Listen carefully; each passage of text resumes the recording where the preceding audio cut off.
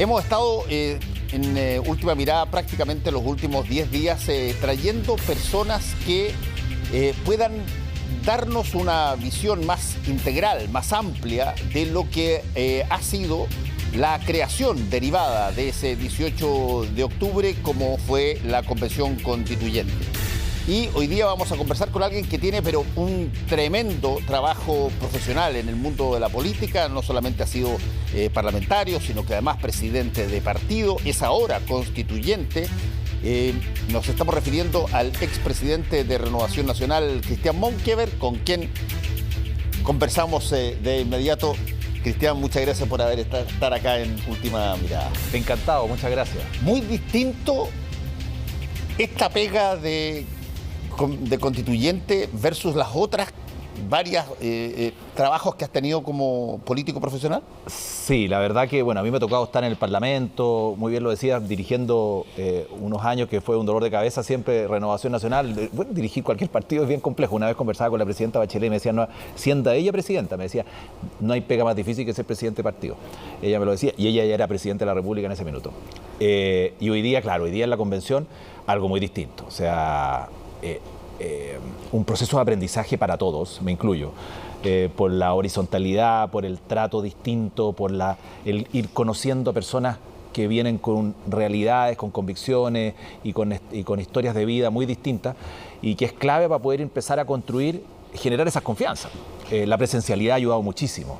El Zoom era fatal. El Zoom es un poquito maldito a esta altura. Sí, no, claro, fatal. Eso impide cualquier tipo de conversa. El café, el poder saludarse, el mirarse a los ojos, es clave para poder ir generando confianza. Y eso, en estos 3 meses, yo creo que ha ido dando resultados. Más allá de que uno nunca va a estar de acuerdo en todo lo que de ahí salga y se diga, yo creo que desde que partimos, si uno saca la cuenta de lo que fue el inicio, que partimos en el patio del Congreso, por aforo, con Carmen Gloria Valladares, con la suspensión de la sesión y todo ese, etcétera. Después, al día siguiente, que no funcionó lo tecnológico, a lo de hoy día, creo que ha habido una evolución bien positiva, bien positiva. Yo en eso soy optimista. Es que eso te iba a preguntar, porque montones de personas de tu sector que han hablado, incluso en público, respecto de la Constitución, de la Convención Constituyente, tienden a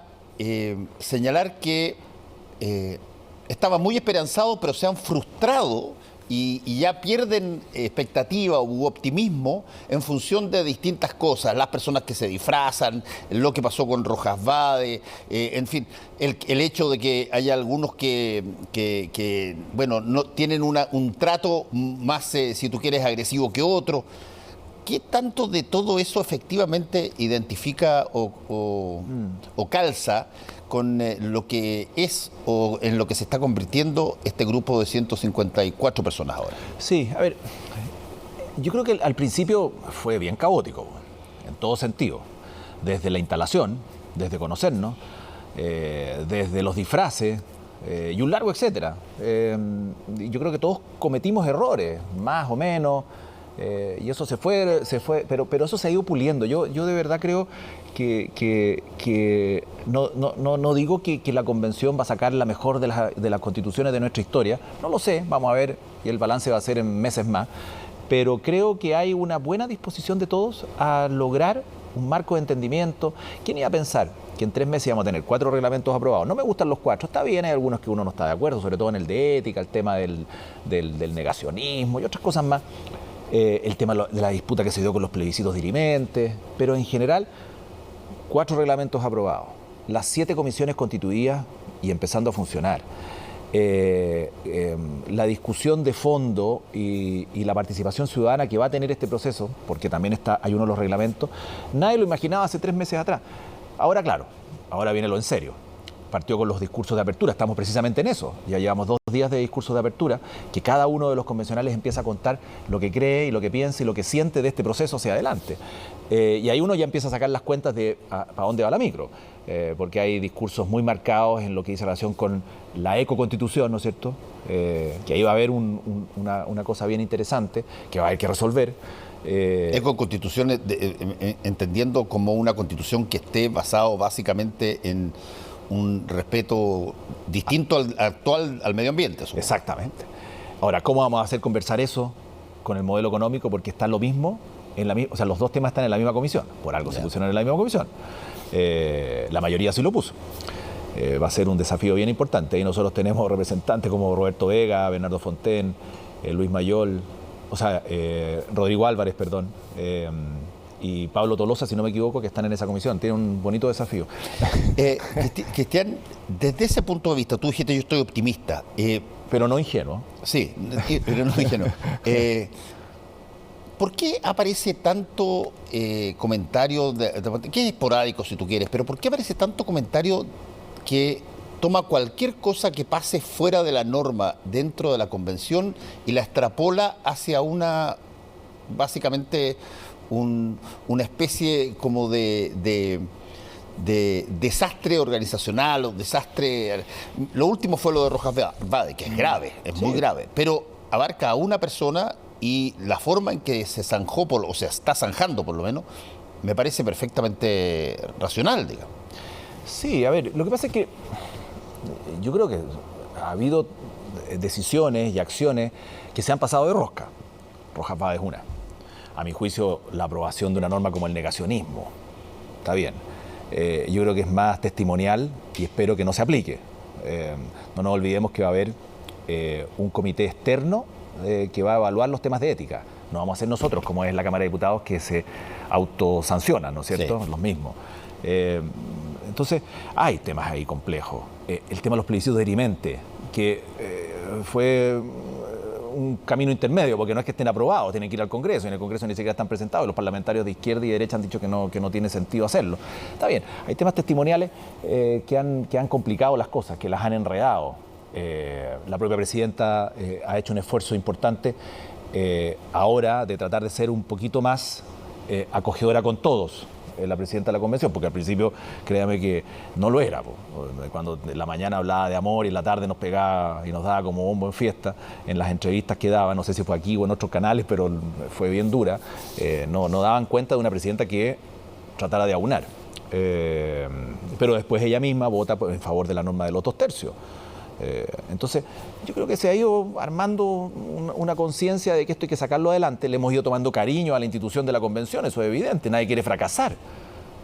Yo no quiero estar en esto para fracasar, nos van a pifiarnos, yo no quiero pasar a los libros de historia como los 155, que esto no terminó bien, como fue antes de 1833, donde hubo harto esfuerzo y las constituciones duraban nada. Pues. Ahora, desde ese punto de vista, ¿hay gente que piensa distinto en tu sector? Abiertamente te lo pregunto, gente que le encantaría que fracasara todo esto. Yo no he visto eso, para ser bien honesto. Dentro de la convención no lo he visto. Hay algunos menos optimistas, eso es verdad, más escépticos por todo lo que se va viendo. Y de repente te dicen, se está viniendo abajo la República. Comentarios de ese tipo, con lo que van aprobando en ciertas cosas, en la discusión reglamentaria. Pero en general todos en una disposición de que esto funcione. Unos más escépticos, unos menos optimistas, otros poniéndole más empeño para que resulte. Yo estoy en los que quiero que resulte, por un tema también institucional, porque la alternativa de que esto fracase es que quede vigente la Constitución del 80, pero eso no es una solución, pues eso es de un fracaso político y además de consecuencias sociales. No sé si las podemos sacar, medirlas de qué pasaría si la Constitución del 80 sigue vigente y este proceso fracasa, cómo reaccionaría la gente. No sería algo muy positivo. ¿Han conversado o han reflexionado ustedes sobre esta situación de estar simultáneamente activos, algo que te puede cambiar el escenario en términos constitucionales, y el gobierno que tiene que aplicar justamente dentro de las normas constitucionales que existen, todas las facultades que tiene dentro de un Estado de Derecho? ¿Cómo se ven, o qué tanto, para ponértelo en términos directos, sí, qué tanto lo que el gobierno haga o no haga bien o haga mal, implica o impacta en la posibilidad de discutir artículos constitucionales que eventualmente impidan que en el futuro se pueda volver a hacer lo mismo si es que no se considera ya no? Mira, a ver, varias cosas en eso. Primero, el gobierno, yo creo que al principio le costó al gobierno actual encajar en la convención. Y era evidente, como también a nosotros nos costó encajar en la convención. Porque el rol del gobierno no era el rol que tiene el gobierno en una lógica normal en el Parlamento, donde es colegislador.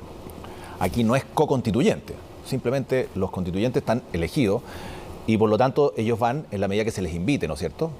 Hasta el minuto entiendo que han ido una o dos veces. Fue el ministro Osa en alguna oportunidad, la Comisión de Comunicaciones, pero nada más. Sí tienen un rol en lo técnico, en lo administrativo. Ahora, yo creo, pasadas las elecciones, a mi juicio, porque ahora está todo muy tenso, y pasada la acusación y todo este tema más contingente, que el gobierno debería intentar tener un rol de mayor apoyo en la fase final, ¿no es cierto? Estamos hablando diciembre, enero, febrero, marzo, porque vamos a estar en pleno funcionamiento. Y digo apoyador no de ir a sentarse ahí, salvo que lo inviten, pero sí desde el punto de vista de lo comunicacional, de tratar de darle un impulso para que esto también camine desde el gobierno, porque creo que hay mucha desinformación en la ciudadanía y el gobierno podría ayudar mucho en ese sentido, creo yo. Eso podría ser un buen aporte. Ahora, ¿qué va a pasar con el futuro gobierno? Porque esta convención se suponía que no iba a convivir con dos gobiernos. Si hoy día estamos conviviendo con dos gobiernos por la pandemia que corrió todos los calendarios. Sí. Entonces es bien complejo, porque esta convención va a tener que decidir, por ejemplo, ya temas más de fondo, si el próximo gobierno dura 4 años o no. No es que lo vamos a decidir nosotros, lo vamos a proponer y la gente lo ratifica. Y la verdad que cortarle la cola al mandato presidencial es bastante de marca mayor. No es llegar y decir, ya, hoy día a ti te eligieron 4 años y va a ir 3. No es llegar y decir. Sí, ahora, también es relativamente complejo el que ustedes entreguen una constitución que se apruebe por parte de la ciudadanía y haya que esperar eventualmente 2 o 3 años más para iniciarla. Sí. Es que normalmente los procesos constituyentes llaman a elecciones generales. Sí, de exacto. Todo. Entonces, y normalmente el presidente que está en ejercicio se le da la posibilidad de ir de nuevo, sería lo lógico, o la presidenta, no sé, eso ocurre, entonces tampoco es tan descabellado. La otra vez Jaime lo plantea, Jaime Baza, y quedó la escoba, se pusieron todos nerviosos. Claro, porque lo planteó justo antes de las elecciones, plantearlo ahora es un poquito mejor quedarse callado hasta después de... Pero son cosas que se van a tener que discutir, po. Y evidentemente la marcha de la convención va a ser distinta de quién sea presidente, ¿no? Bueno, ahí estamos en medio de esta campaña que por el lado de tu sector ha tenido, por lo menos a nivel de las encuestas, con todas las distancias que uno puede tener de los resultados de las encuestas cuando todavía no hay votación, pero ha tenido unos movimientos enormes, digamos. Sebastián Sichel gana la primaria por más de 600.000 votos y si es que tuviéramos que creerle a las encuestas que se hacen hoy día de distintas categorías, habrá perdido 350.000 votos en los últimos 2 meses. ¿Cómo se entiende una cosa así? Sí, la verdad que ni de manual. Ni de manual. Yo voy a votar por Sebastián Sichel, es mi candidato, yo voy a votar por él. Pero la verdad que ha sido complejo. Pocas veces visto, pero todavía queda tiempo. La esperanza es la última que se... ¿Cuál es el análisis que tú haces de cómo pudo darse una situación tan abruptamente vuelta como fue lo de Sebastián? Si tenía una distancia muy fuerte. Sí, lamentablemente, no sé, son una serie de errores que se cometieron, volverlos a repetir es como bien doloroso, pero y poner el dedo en la llaga, pero efectivamente él estaba en una posición muy expectante. Todos los números decían que ganaba en primera y en segunda vuelta. La elección presidencial con quien compitiera, con Jasna Proboste o con Gabriel Boric. Y el tema de fondo fue que cuando se empieza a producir la baja, y que era semana tras semana, no haberle puesto freno a mano. Yo creo que ahí hay un punto de su equipo, del propio candidato, de no haber corregido algunas acciones, y yo creo que las correcciones vinieron muy tarde. Y hace a tu juicio, entendiendo que Sebastián Sichel tiene harto carrete en términos formales, si tú quieres, pasó por varios partidos, pero el hecho de que él no tenga partido, el hecho de que él sea una persona del sector, sin duda, pero no tenga un partido a pesar de haber sido ministro del presidente Piñera y todo lo demás, lo desintegra un poquitito de el resto de las organizaciones constituidas dentro de la centro derecha, ¿o no? A ver, es que nosotros tenemos una historia de candidatos independientes eterna. O sea, pocas veces nosotros hemos tenido candidatos militantes que vayan a ser presidente de la República. Por de pronto, Jorge Alessandri era independiente y aborrecía a los partidos. Sí, y si no los aborrecía, entró a la UDI después. Claro, los miraba muy por encima a los partidos. El presidente Piñera, claro, militante, presidente de Renovación Nacional, militante, y renunció finalmente por una situación distinta, de estatura, de estadista, de no querer formar parte, o sea, de dirigir una coalición y no querer ser militante de uno de esos partidos. Y muy entendible. Pero en el caso de Sebastián, yo creo que el problema que no haya estado en los partidos no era su problema, ¿no? Porque él también viene con una cultura partidista, no es un extraterrestre, no era Lawrence Goldborn, por ejemplo, que en algún minuto fue candidato nuestro, y que efectivamente venía de un mundo independiente, muy independiente, pero intentó hacerlo de la mejor manera posible. En este caso no, porque aquí había una experiencia, la hay, existe.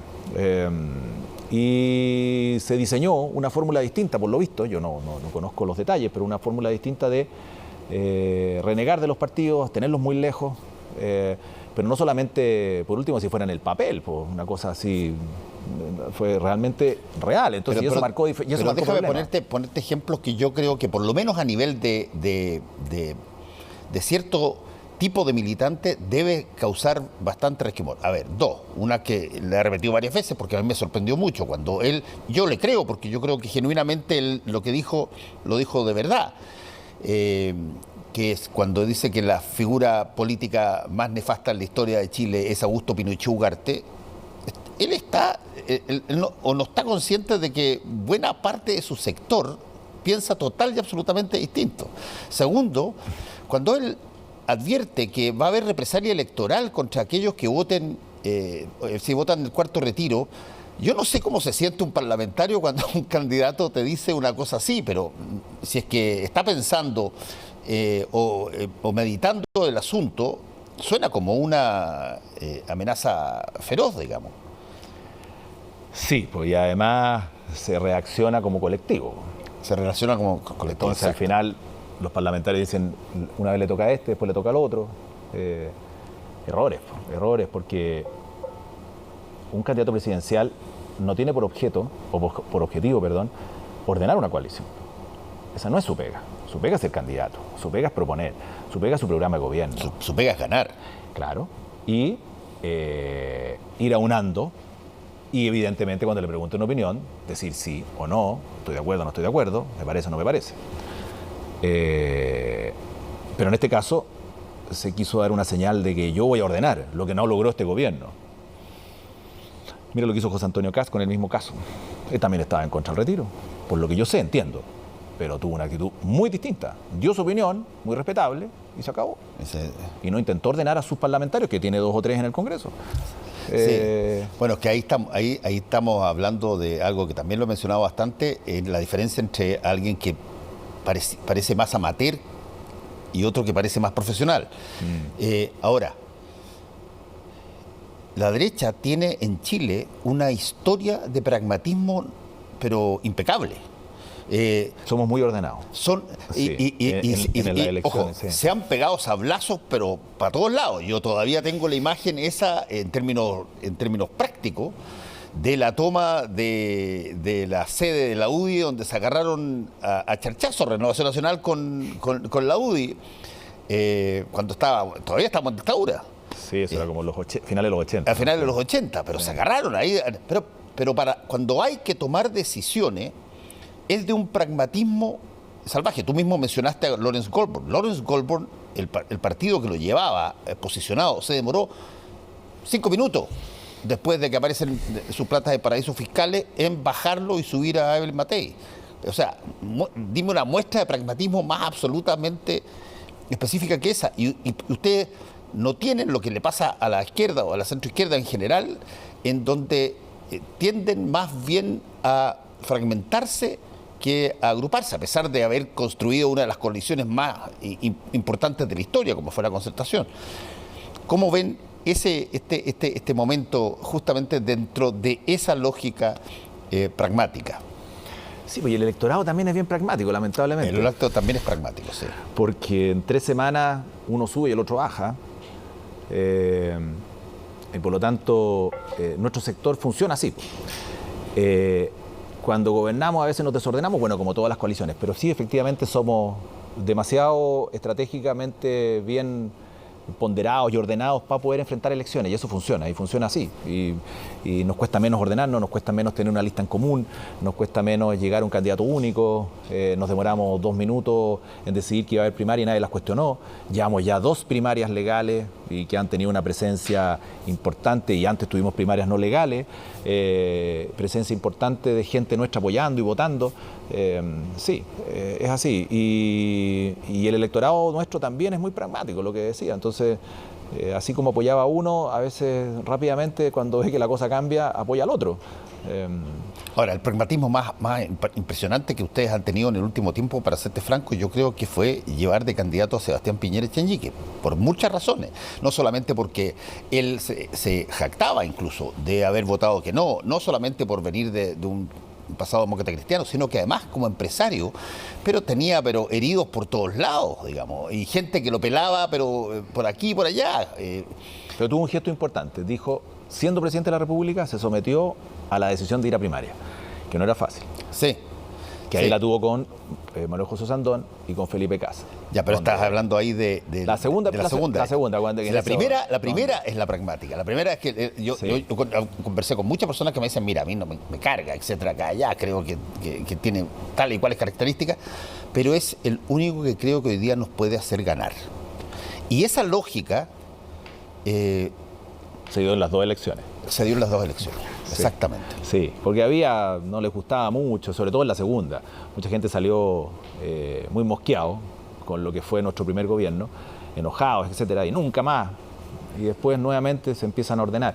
Está bien, son oportunidades que te da el electorado y la gente nuestra al sector. Entonces eso tampoco hay que dilapidarlo. ¿Tú crees que hoy día José Antonio Kast es el que va a recibir ese pragmatismo del sector, o tú crees que todavía hay espacio para que Sichel recupere lo que tenía? Yo he visto a Sebastián, yo voy a votar por él, y yo he visto a Sebastián haciendo un esfuerzo importante en las últimas semanas, de corregir el discurso, de orientarse a lo que realmente corresponde, de proponer, de dar a conocer su historia de vida, que ya, bueno, muchos la conocen, su propuesta, sus ideas.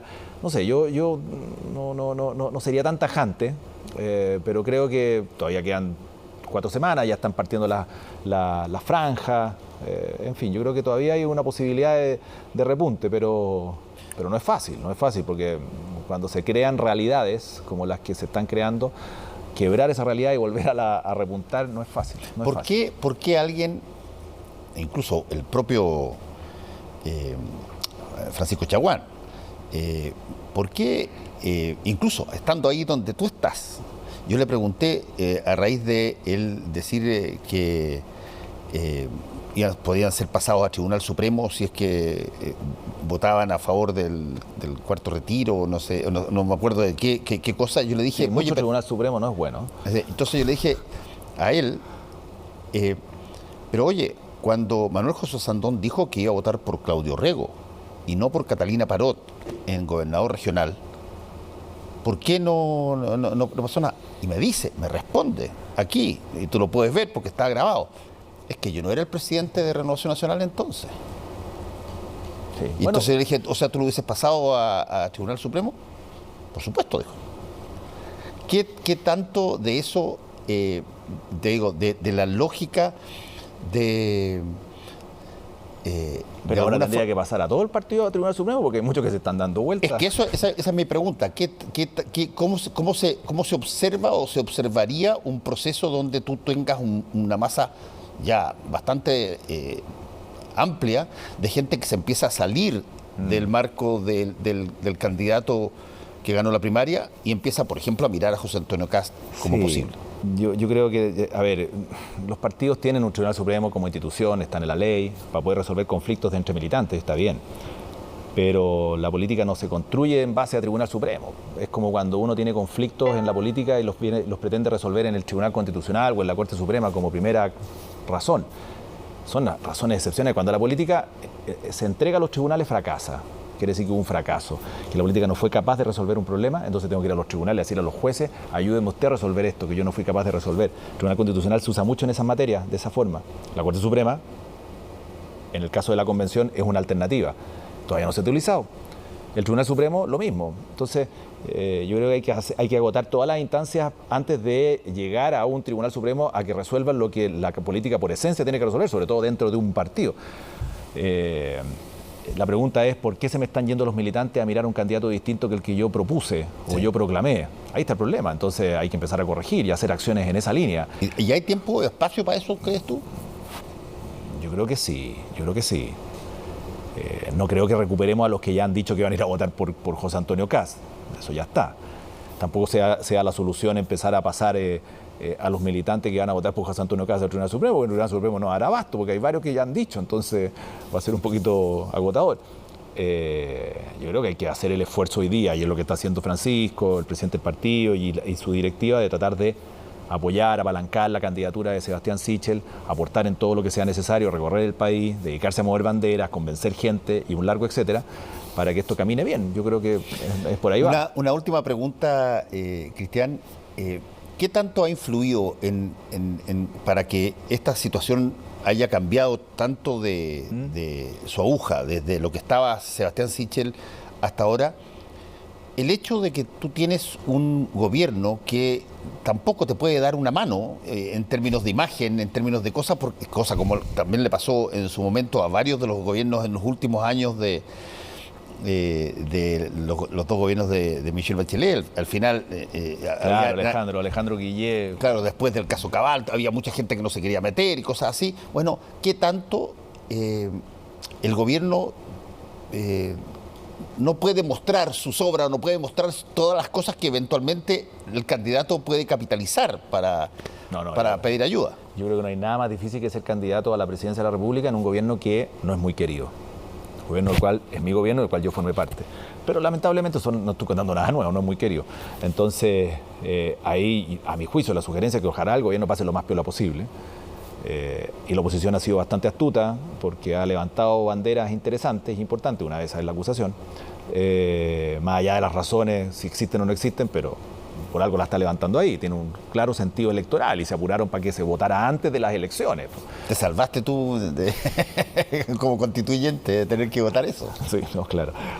Pero es verdad. Pero yo creo que no creo que haya espacio para votarla a favor de alguno de los nuestros. Yo me imagino que van a alinearse. Pero varios han dicho que están en reflexión todavía. Sí, una frase bien usada esa, estoy en reflexión. Sí, pero es una frase que debe causar cierto escalofrío, ¿eh? Sí. Es casi como que alguien de repente pueda decir, mira, hazme un guiño, ponte amoroso. Claro, un cariñito. Conmigo, a ver. Es que ahí está bien, ese es el juego de la política. Muchas veces los gobiernos son duros con sus parlamentarios y ahora es cuando uno empieza a decir estoy en reflexión por algo lo dicen. Sí. Pero el gobierno sabe hacer cariño, pues me imagino que estará haciendo lo posible. El ministro Osa estará en eso, me imagino. Cristian, te quiero agradecer por haber estado con nosotros hoy día. Encantado. Muchas gracias.